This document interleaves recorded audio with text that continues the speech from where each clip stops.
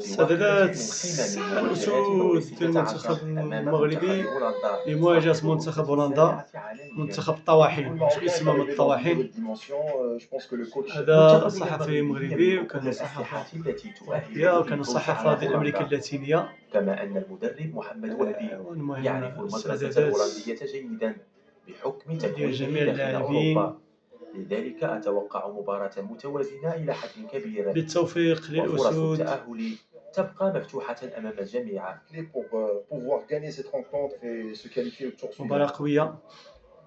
إذا قبل ساعات من المواجهة المرتقبة أمام هولندا، يواصل أسود الأطلس تحضيراتهم في أجواء استعدادات هادئة بمدينة الطواحين مونتيري، حاملين هدفا والأسود. واضحا: التأكيد أن البداية المباراة القوية لهذه ستقام النسخة يوم من كأس العالم الثلاثاء لم تكن مجرد بتوقيت صدفة، جرينتش بل زائد إعلان ساعة مع صريحا عن الثانية رغبة حقيقية في ليلا الذهاب بعيدا ضمن منافسات المونديال. توقيت المغربي.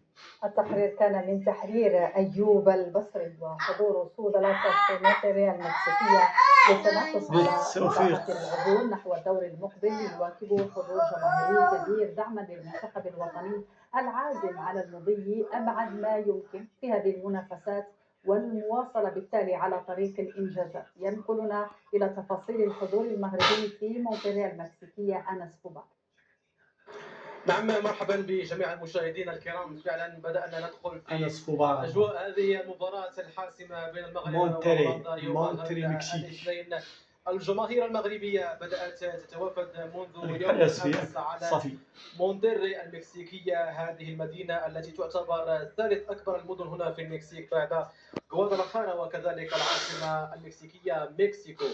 إذا الجماهير المغربية بدأت تتوافد منذ يوم أمس في رحلات جوية مباشرة من المغرب بمعدل رحلتين في اليوم، وكذلك اليوم مرتقب أن تصل رحلتين كذلك أخرين، ويوم غد كذلك في يوم المباراة. وبالتالي فالجماهير المغربية لبت النداء مرة أخرى وستكون حاضرة في ملعب مونتري الذي والمغاربة ما شاء سيكون الله شاهدا على اليوم آخر مباراة له في في هذا ميم العرس شيتي المونديالي تلقاهم بعدما احتضر 3 مباريات سابقة من بي بينها كتبقى تكون مباراة ناقصة على تونس البي ديال أمريكا. واليابان وتونس والسويد شي سلاسل كذلك عرفت وجنوب افريقيا ضد جمهورية كوريا. اذا الكل ينتظر هذه المباراة. اليوم المنتخب المغربي يخوض الحصة التدريبية الأخيرة وكذلك الندوة الصحفية التي تسبق هذه المواجهة التي يترقبها كثيرون هنا في مونتريال التي تعتبر فالخير على المنتخب المغربي، حيث هنا لعب المنتخب في مونديال 86 امام بولندا وكذلك انجلترا.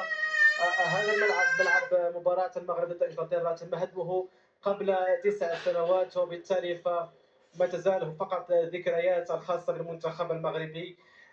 اليوم نتمنى كذلك أن تعاد هذه الحكاية ويعاد هذا السيناريو للمنتخب